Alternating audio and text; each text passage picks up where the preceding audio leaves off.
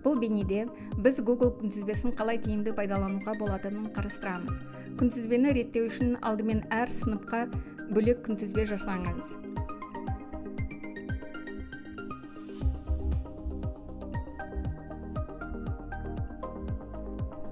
Бөлек күнтізбені әртүрлі іс-шараларға, мысалы сабақтарға, жиналыстарға, сыныптан тыс шараларға арнап жасауға болады.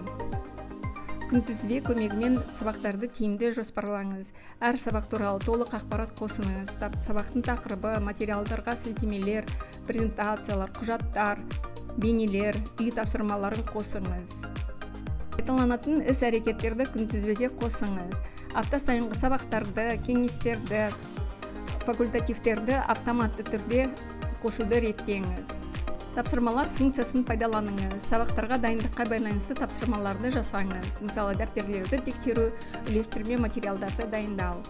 Онлайн кеңестерді жоспарлаңыз. Күнтізбеге іс-әрекеттерді қосып, оқушылар мен ата-аналарға шақыру жіберіңіз.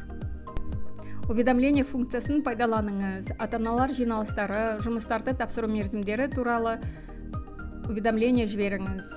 Күнтізбені Google-дың басқа қолданбаларымен біріктіріңіз. Тапсырмалар мен іс-шараларды автоматты түрде қосу үшін күнтізбені Google Classroom-мен синхрондаңыз. Күнтізбеден тікелей Google Meet арқылы онлайн кездесулер ұйымдастырыңыз.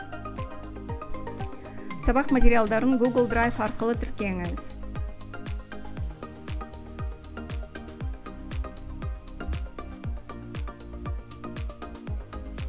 Күнтізбеге кез келген уақытта және кез келген жерде кіру үшін мобильді қолданбаны пайдаланыңыз.